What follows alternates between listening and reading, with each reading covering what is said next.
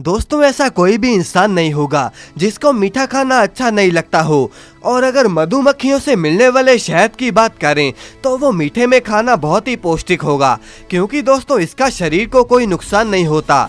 आप ये जानकर हैरान हो जाएंगे कि मधुमक्खी के शहद में HIV जैसे वायरस को रोकने की क्षमता होती है। दोस्तों मधुमक्खियां एक सेकंड में 200 बार अपने पंख फड़फड़ाती हैं और पूरी दुनिया में लगभग 60,000 तरह की मक्खियां पाई जाती हैं, लेकिन इनमें से सिर्फ 4 प्रजातियां ही ऐसी हैं जिनसे हमें शहद मिलता है। आपको बता दें कि हर मक्खी डंक नहीं मार सकती, सिर्फ कुछ ही प्रजातियां ऐसी होती हैं जो कि डंक मार सकती हैं। दोस्तों मधुमक्खियां शहद बनाती कैसे हैं और कैसे मधुमक्खी के छत्ते से शहद निकालकर डाबर जैसी कंपनियां हमारे तक शहद पहुंचाती हैं, आज की इस वीडियो में हम आपको इसी के बारे में बताएंगे। तो चलिए वीडियो को शुरू करते हैं। दोस्तों मधुमक्खियां एक शहद की बूंद के लिए कई किलोमीटर दूर तक चली जाती हैं। आपको बता दें कि एक मधुमक्खी जीवन भर में केवल 1 चम्मच ही शहद इकट्ठा कर पाती हैं। दोस्तों वैसे तो मक्खियां बहुत प्रकार की होती हैं, लेकिन मधुमक्खियों की 3 प्रकार ही सबसे ज्यादा पाई जाती हैं। अब जैसे कि पहले नंबर पर है मधुमक्खियों की लीडर यानी कि रानी मक्खी, जो कि ज्यादा से ज्यादा 4 से 5 साल तक जीवित रह पाती है। अब नंबर 2 पर है ड्रोन मक्खी। ये मधुमक्खियां डंक नहीं मारती, बल्कि इनका काम सिर्फ रानी मक्खी को अंडे देने में मदद करना होता है। नंबर 3, अब तीसरे प्रकार की मधुमक्खियां सबसे छोटी मक्खियां होती हैं। इनकी उम्र केवल 40 से 45 दिन की ही होती है। जब ये मधुमक्खी किसी को डंक मारती है तो वो अगले ही पल में मर जाती है। दोस्तों मधुमक्खी के छत्ते से भी बहुत सी बीमारियों से बचने का इलाज किया जाता है, क्योंकि मधुमक्खियां अपना छत्ता पोलन नाम की चीज से बनाती हैं, जो कि खांसी जुकाम और गले के खराब होने पर रामबाण इलाज करता है। मधुमक्खियां फूल में से रस इकट्ठा करने के लिए अपने छत्ते से 10 किलोमीटर तक दूर चली जाती हैं और ये एक बार में 50 से 60 फूलों का रस इकट्ठा कर सकती हैं। दोस्तों इन मक्खियों के पास एक ऐसी छड़ी होती है जो फूलों से रस इकट्ठा कर लेती है।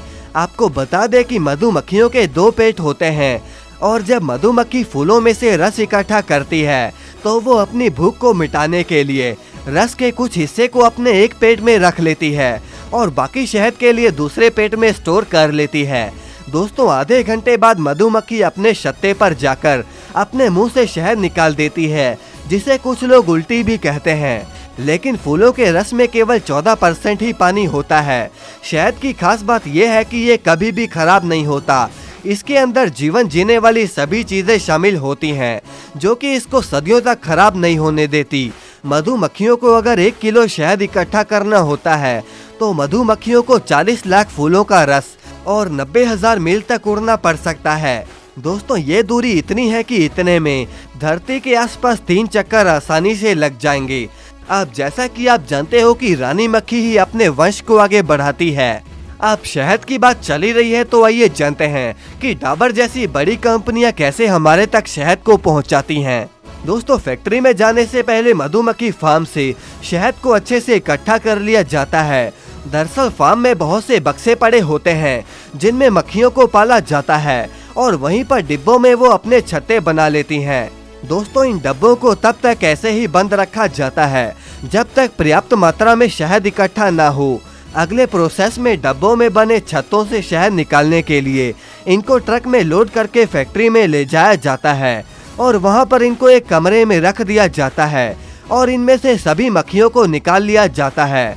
अब इसके बाद प्रेसिंग मशीन की मदद से छत्तों को अच्छे से निचोड़कर इसके अंदर का सारा शहद निचोड़ लिया जाता है और एक बड़े से कंटेनर में इकट्ठा कर लिया जाता है। अब दोस्तों अगले प्रोसेस में शहद को फिल्टर किया जाता है, जिसमें शहद को बड़े बड़े फिल्टर ड्रम्स में डाला जाता है और इनको 120 डिग्री के टेम्परेचर पर 24 घंटों तक गर्म किया जाता है। अब दोस्तों अगले प्रोसेस में इसे पैकेजिंग के लिए बॉटल्स में डाल दिया जाता है और फिर मशीन की मदद से इस पर कंपनीज के टैग लगाए जाते हैं, जिसके बाद शहद के स्टॉक को मार्केट में भेज दिया जाता है, जहां से ये हमारे तक पहुंच जाता है। इसके अलावा दोस्तों क्या आप जानते हो कि शहद चीनी से 3 गुना ज्यादा मीठा होता है। और तो और शहद एक ऐसी चीज है जो बहुत से कॉस्मेटिक के सामान में भी यूज हो रहा है। शहद को रोजाना सुबह गुनगुने पानी में मिलाकर पीने से आपका दिमाग और शरीर दोनों ही एनर्जी से भर जाएंगे। और ये शरीर में रेड ब्लड सेल को भी साफ रखने में मदद करता है। तो दोस्तों ये थी आज की वीडियो। आप अपने विचार हमें कमेंट में जरूर बताएं और इस वीडियो को लाइक करके चैनल को सब्सक्राइब करना ना भूलें।